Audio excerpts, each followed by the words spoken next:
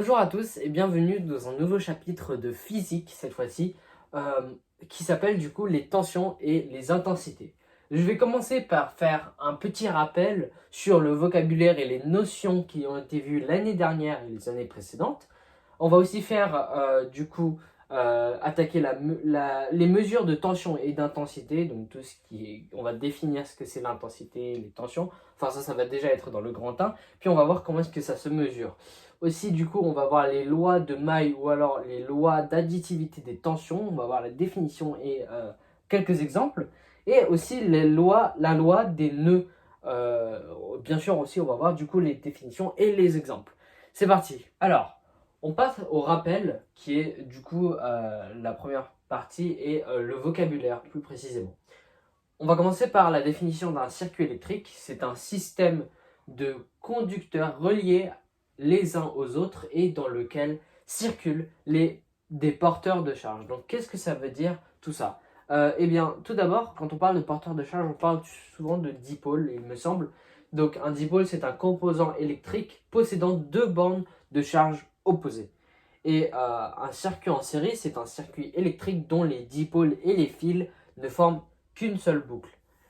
Quant à la boucle, une boucle, c'est un chemin ininterrompu de conducteurs allant d'une borne du générateur à une autre. Donc, je sais pas, des exemples de dipôles, par exemple, ce serait un générateur, comme on l'avait dit ici, une lampe, une résistance, etc. etc. Ensuite, on passe au circuit en dérivation. C'est un circuit contenant au moins deux boucles. Et c'est comme ça qu'on les caractérise.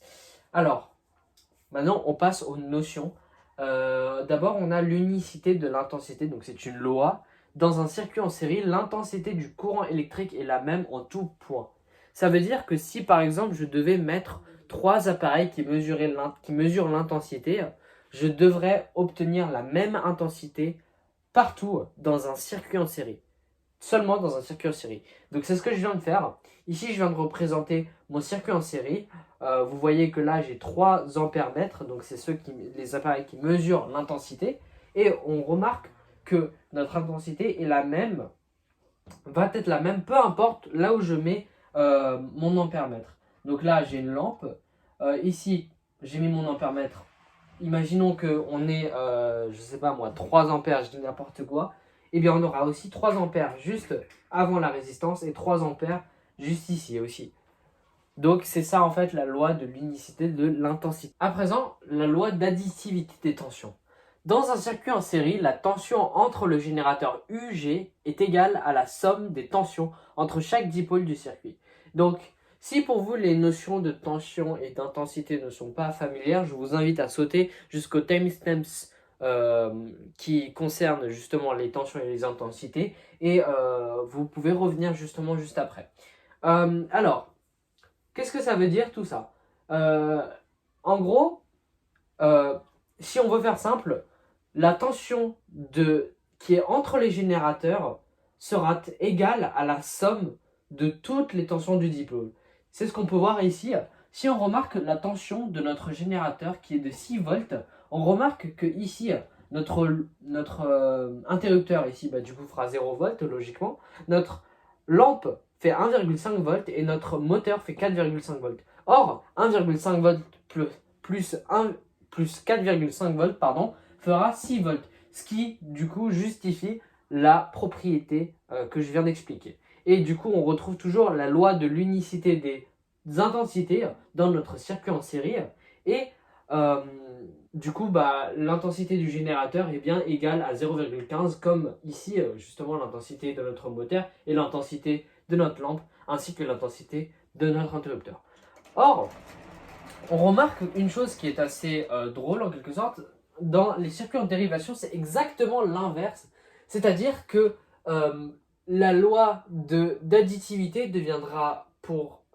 sera concernée par les intensités et la loi d'unicité sera concernée par les tensions.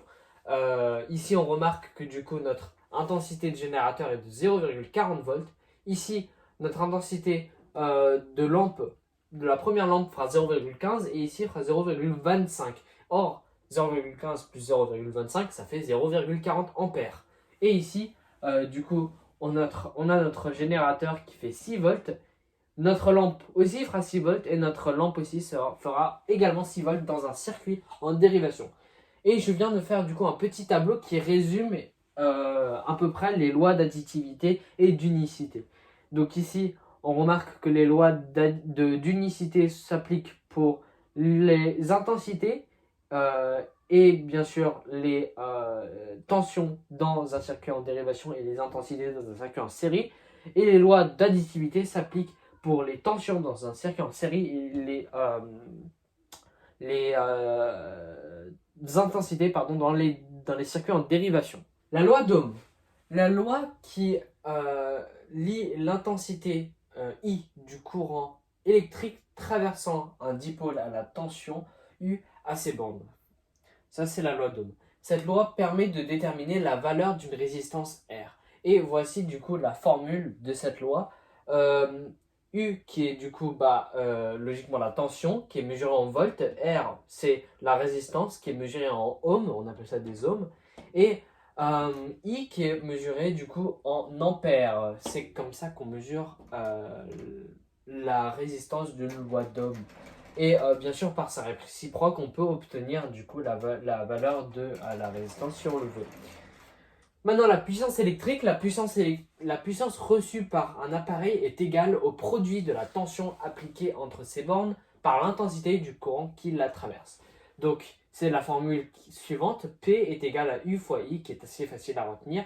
P qui se mesure en watts, U qui se mesure du coup en volts comme avant, et I qui se mesure bien sûr en ampères. Alors, la mesure de tension et d'intensité. On va commencer par la tension. La tension électrique est la circulation du champ électrique le long d'un circuit. Elle est notée U aux bornes d'un dipôle. Il s'agit donc d'une grandeur électrique se mesurant entre les deux bornes d'un dipôle en volts de symbole V. Elle donne naissance au courant électrique qui parcourt celui-ci.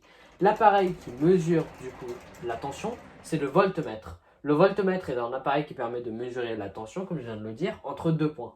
Un voltmètre se branche toujours en dérivation autour d'un dipôle.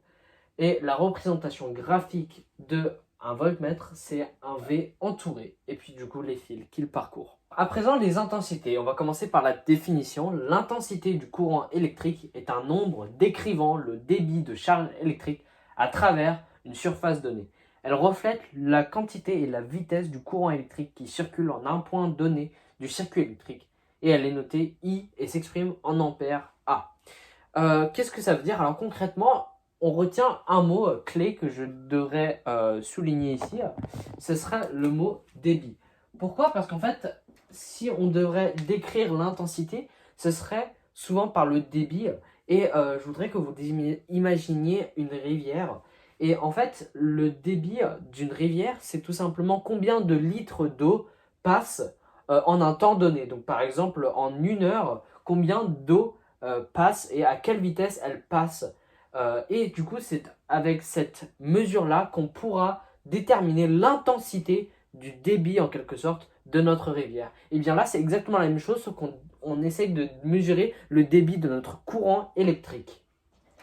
L'appareil qui mesure l'intensité, c'est l'ampère. Donc un ampèremètre est un appareil mesurant l'intensité du courant électrique dans un circuit électrique et il se branche toujours en série, par opposition au voltmètre qui se branche toujours en dérivation.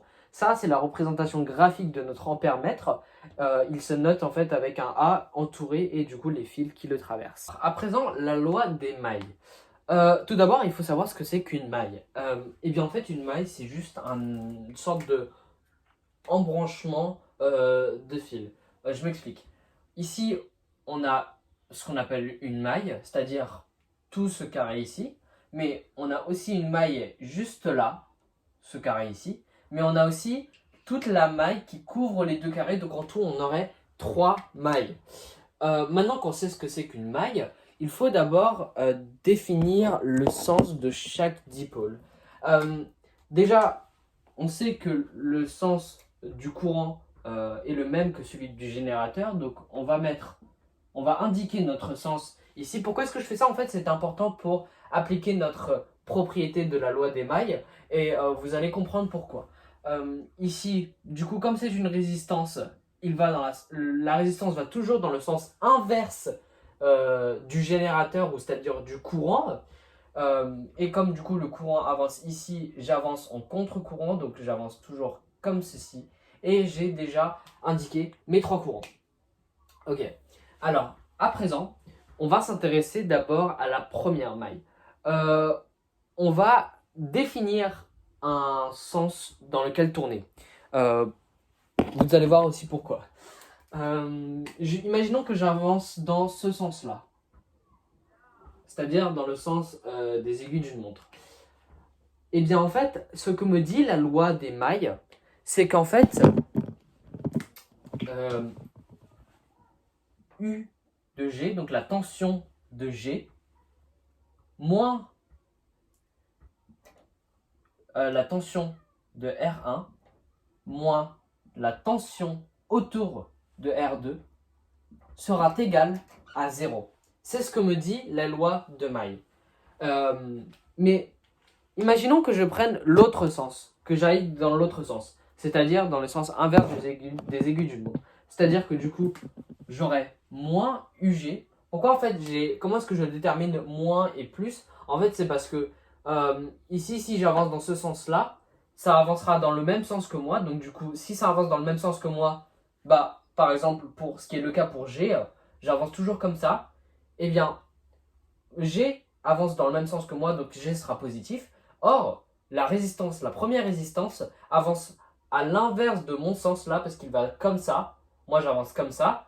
Il sera négatif. Et pareil pour R2 aussi, qui avance dans le sens contraire dans lequel j'avance. Et du coup, il sera forcément négatif. Mais, si j'avance dans l'autre sens, eh bien en fait, ça revient exactement à faire la même chose. Sauf que là, du coup, U sera négatif. UG, pardon, sera négatif. Là, j'avance dans ce sens-là. Donc, R2 sera positif, pardon, plus UR2 sera positif. Et R1 sera aussi positif parce qu'il avance dans le même sens que moi. Or, pourquoi est-ce qu'on appelle cette loi de Maille, on l'appelle aussi la loi d'additivité des tensions? C'est parce qu'en fait, je peux faire ça, si je prends juste ça,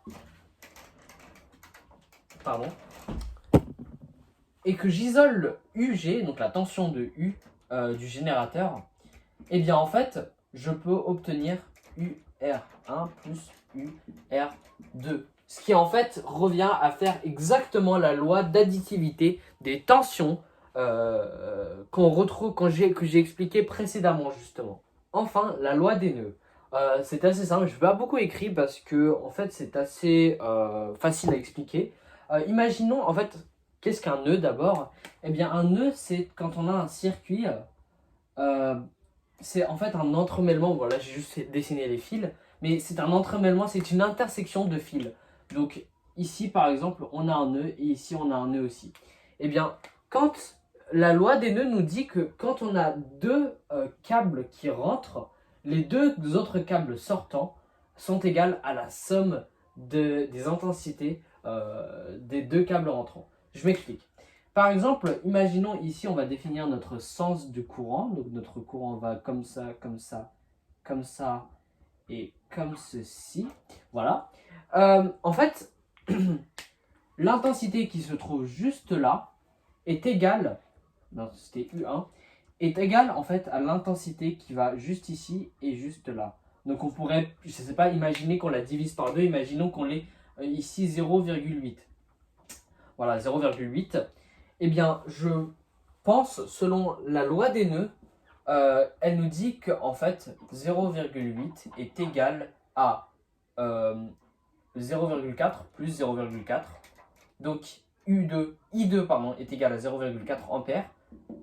Et I3 est égal à 0,4 ampères aussi. Et c'est ce que du coup me dit la loi des nœuds. Assez simple. C'est la fin de cette vidéo sur les intensités et les tensions. J'espère que ça vous aura plu. Si vous avez aimé la vidéo, n'hésitez pas à liker, commenter ou vous abonner. Et je vous verrai pour de nouvelles vidéos.